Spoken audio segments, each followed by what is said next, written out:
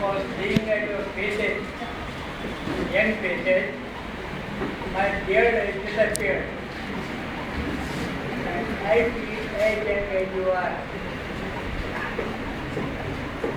I hope you know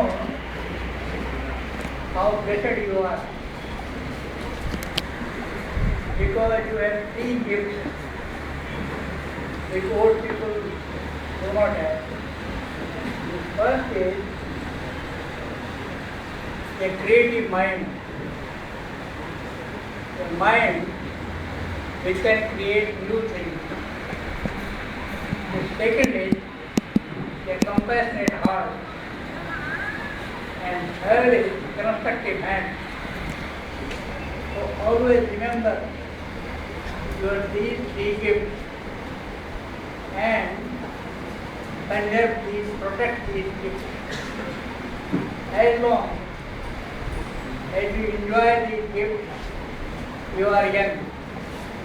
But when you forget these, then you become old. And I feel everybody wants to be young always. There were few elderly people, and you know elderly people are resting all the day, but in the evening they would meet at one place.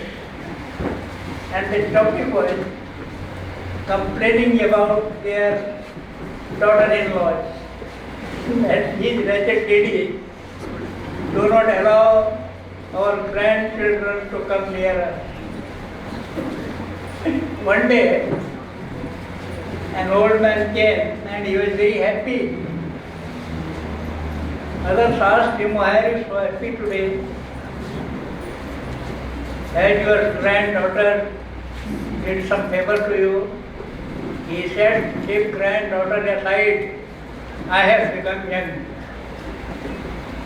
He asked, how did you become young?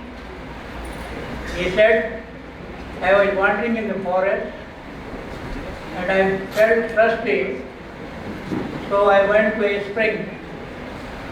And after drinking water of that spring, I became young. So these all old men said, why didn't you drink for us? He said, I drink like this, I am not a bottle. Take us to that place, they said. He said, there are tigers and bears, these will kill you. They said, if these kill us, we shall get rid of our wretched daughter-in-law. But if we become young, we will show that we are young again. So they named that spring as Fountain of Youth. And for a man of my age, you are Fountain of Youth. So always keep your youthfulness, your creative mind, your compassionate heart, and your constructive hand. These will keep you happy and healthy. Friends, the first thing which I have to tell you is that don't copy our generation. Whatever difficulties you are facing today, these have been created by our generation. Today, you are worried about temperature rise. How this temperature rise has come? It is the gift of our materialistic civilization. Because our materialistic civilization advocates more and more consumption. A society where there is more consumption is regarded as an advanced society. And you know, for fulfilling our needs, we have created crisis. And the first crisis is the crisis of water, which we've been facing now. Our generation said that we should flow things like water. But now, due to temperature rise, The water sources in Himalaya are already depleting, there is no snowfall, and the old glaciers are receding fast. You cannot bring snow from anywhere. Similarly, you cannot bring water from anywhere. And how we are using water? The first is this plus lateral. Do you feel that we are losing 1 bucket of water when we flush our toilet once? Secondly, these are chemical fertilizers. We are consuming more water.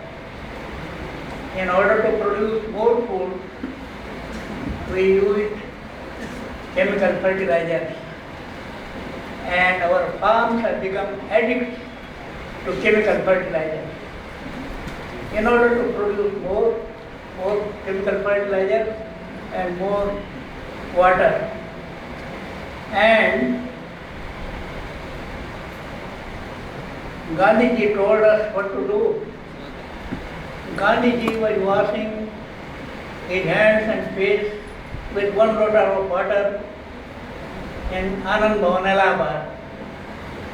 Jawaharlal sarcastically asked him, Bapu, why so much misery in the use of water? Ganga and Yamuna are flowing here. Gandhiji instantly replied, these are not flowing for myself alone. So we should have austerity in the use of water.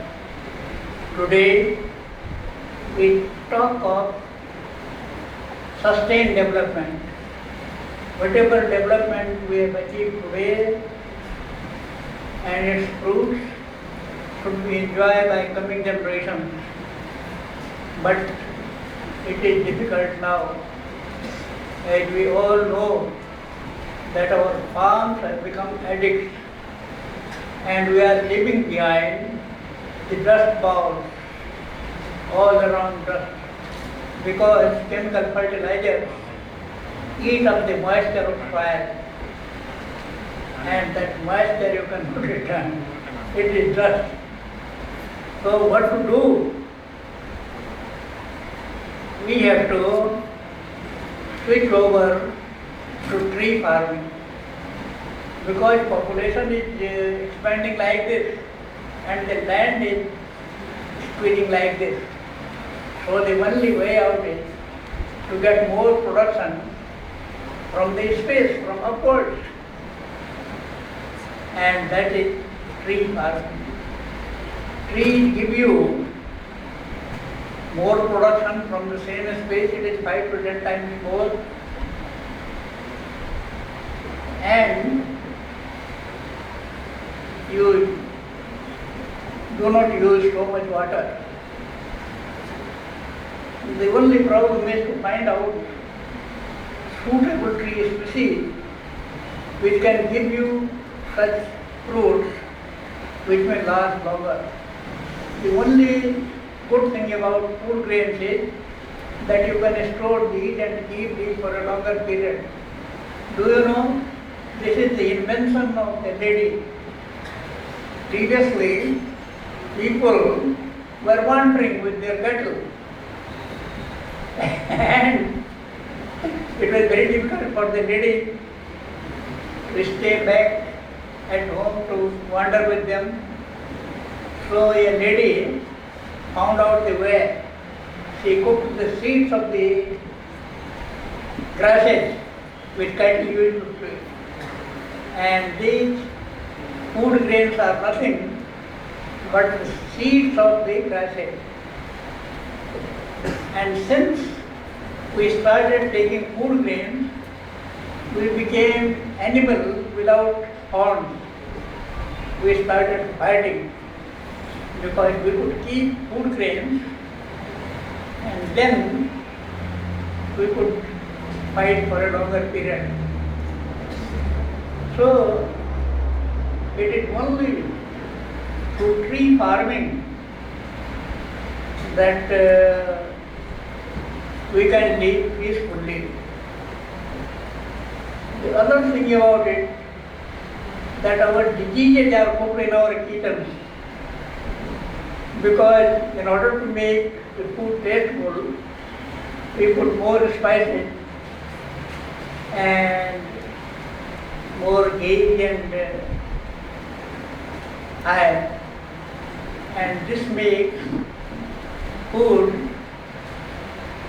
difficult, hard to digest, and then there are diseases. So when we switch over to tree farming, there will be no constipation, no such diseases, and we will be active always.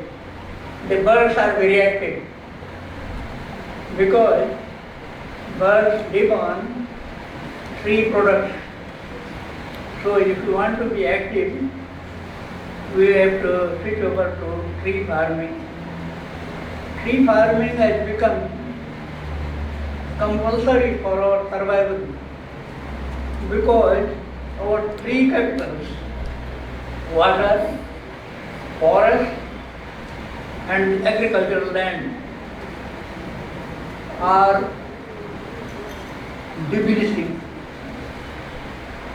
We are using more water, the forests have disappeared on account of big cities and population expansion. There was a cartoon in the United Nations few years ago. A pygmy was running with a big tree under his arms. Somebody asked him, "Where are you going?" He said, "First, let me hide this tree." The other question was, "What is the danger for this tree?" He said, "The cement road is following me, the cement road is following me." And our civilization goes with the cement roads.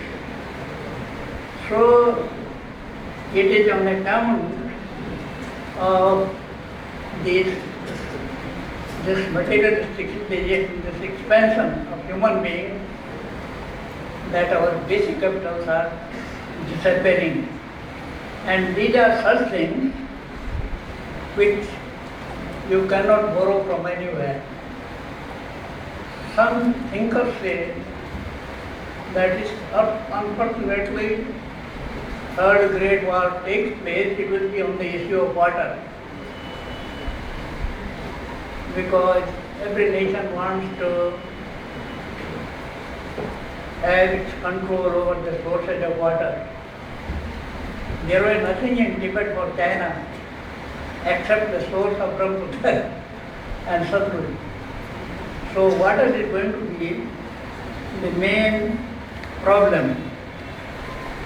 Then forest, I have already told you, that has disappeared, and the soils have become addict to chemical fertilizer. So there will be no productive soil for the future generations. I request the young people that you should revolt against the traditions of our generation, because we have regarded affluence as development. You should